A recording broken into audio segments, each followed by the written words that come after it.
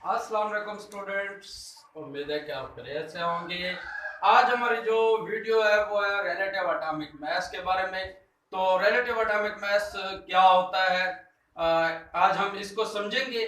देखें, अगर आप आम लाइफ में देखें, ठीक है ना, तो हमारे पास जो मास होता है उसको हम किलोग्राम में लेते हैं। मास को किस में लेते हैं? हम किलोग्राम में लेते हैं। तो ये जो किलोग्राम है ये हमारे पास क्या होता है? ये भी एक रिलेटिव एटॉमिक रिलेटिव मास है। किस तरह रिलेटिव मास है? क्योंकि किलोग्राम अगर हम देखें, हम अगर कहीं फ्रूट लेने जाते हैं या हम वेजिटेबल लेने जाते हैं तो उसको हम क्या करते हैं? किलोग्राम में लेते हैं। दूसरा, अगर हम अपना वेट देखें तो ये भी एक रिलेटिव मास है।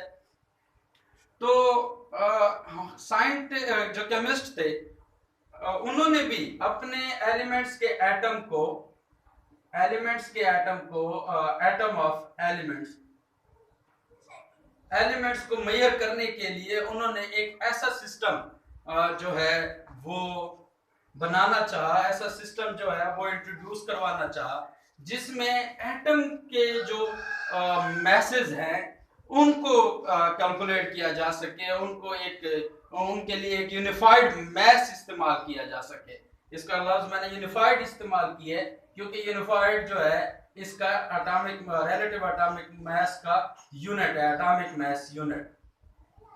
तो हमारे पास जो एटॉमिक मास यूनिट था, उसके लिए अब जरूरत ये पेश आई कि किसी जो है एलिमेंट्स के एटम को जो है वो हम रिलेटिव के तौर पे, यानी दूसरे एलिमेंट्स के मैसेस को कंपेयर करने के लिए जो है वो हम एक इस्तेमाल करें, इंट्रोड्यूस कराएं। तो उसमें उसके लिए जो है ना वो पीरियोडिक टेबल के अंदर एक एलिमेंट ऐसा इनको चाहिए था, एक एलिमेंट के एटम या एटम ऐसा एटम चाहिए था कि वो क्या हो, वो जो है एक तो उसके लिए ये शर्त थी कि अबंडेंस में हो, यानी वो अबंडेंस में पाया जाए।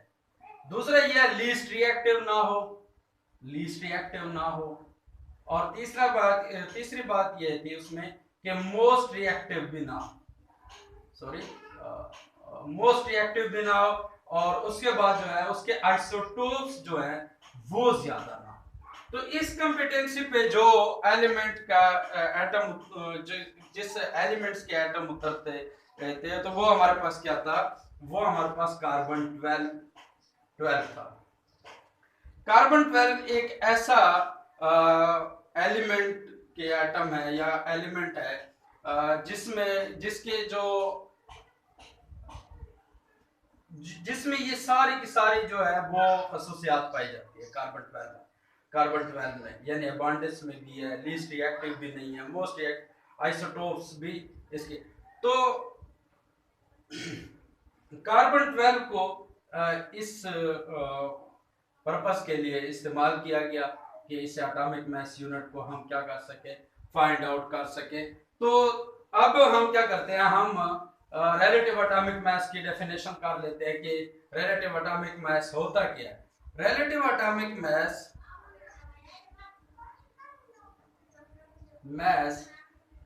is a mass of an atom as compared to the mass of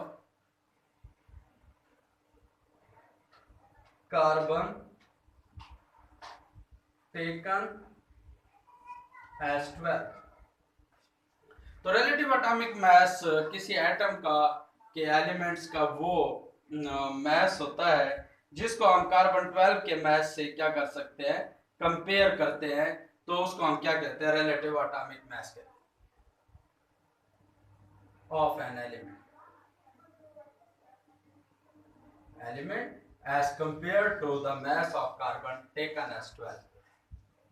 तो इसका जो यूनिट है वो हमारे पास क्या है? एटॉमिक मास यूनिट है। मैंने आपको बताया कि कार्बन 12 को इन्होंने क्यों चूज किया था, क्योंकि कार्बन 12 में ये जो है वो खसूसियात पाई जाती थी, ये कैरेक्टरिस्टिक्स पाई जाती थी कि 99.9% ये अबंडेंस में। दूसरा, ये लीस्ट रिएक्टिव भी नहीं है। नहीं है। और इसी तरह ये मोस्ट रिएक्टिव भी नहीं है, भी नहीं है। और थर्ड एक जो इसमें फोर्थ एक बात है वो इसके आइसोटोप्स जो है, आइसोटोप्स जो है वो हमारे पास क्या है, कम, यानी कम है। यानी ये कार्बन के जो आइसोटोप्स हैं वो हमारे पास 13 है।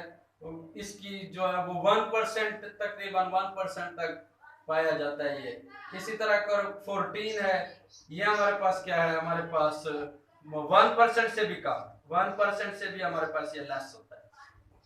तो कार्बन 12 को एज अ जो है ना वो क्या लिया गया, एटॉमिक मास यूनिट जो है वो लिया गया।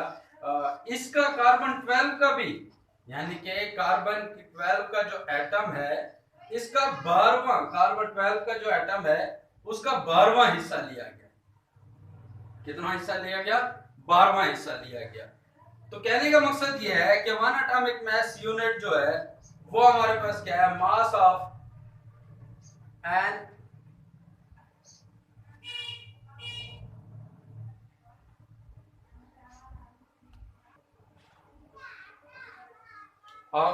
mass of an atom of carbon 12, इसका कितना हिस्सा लिया गया, 12वां हिस्सा लिया गया। तो मास ऑफ कार्बन 12 कितना है, मास ऑफ कार्बन 12 ये हमारे पास कितना है, 12 ग्राम पर मोल। अब हमारे पास 12 ग्राम है यानी इसका मास, और कितने में, 1 मोल में, 1 मोल में हमारे पास कितने हैं, 12 ग्राम। तो हमने क्या करना है, हमने तो एक एटम लेना है, 12 ग्राम का एक एटम लेना है, यानी ये हमारे पास mass of an atom carbon 12 कितना हो गया, 12 ग्राम। ठीक है, मोल में क्या होता है, मोल में पार्टिकल की तादाद कितनी होती है, 6.02 मल्टीप्लाई 10⁻23 होती है या नहीं। ठीक है, तो ये लिया, डिवाइड बाय हमारे पास जो 12 हम 12वां हिस्सा ले रहे हैं, यानी एक एटम का हम क्या कर रहे हैं, 12वां हिस्सा ले रहे हैं। ठीक है ना, एक एटम का क्या ले रहे हैं, 12th पार्ट ले रहे हैं, यानी 12वां हिस्सा ले रहे हैं। यानी ऐसे समझे, वन एटम को 12 पे डिवाइड कर, तो पहले 1 एटम निकालेंगे, यानी 12 को अगर इस पे डिवाइड करें तो हमारे पास 1 एटम आएगा, और फिर उसका क्या है, उसका 12वां पार्ट लेना। तो ये हमारे पास किसके बराबर आ जाएगा, 1 एटॉमिक मास यूनिट जो है वो हमारे पास 12 से डिवाइड हो जाएगा। तो ये 1 मल्टीप्लाई 10 हो जाएगा, और 6.02 मल्टीप्लाई 10⁻23 मल्टीप्लाई 10। तो हम इसके जरिए से हम क्या कर सकते हैं, एटॉमिक मास यूनिट जो है वो फाइंड आउट कर सकते हैं। 1 एटॉमिक मास यूनिट जो है वो 10 और 6.02 मल्टीप्लाई 10⁻24 बन जाएगा। तो इस पे जब हम इसको डिवाइड करेंगे तो ये आ जाएगा 1.66 मल्टीप्लाई 10⁻24 ग्राम के बराबर आ जाएगा।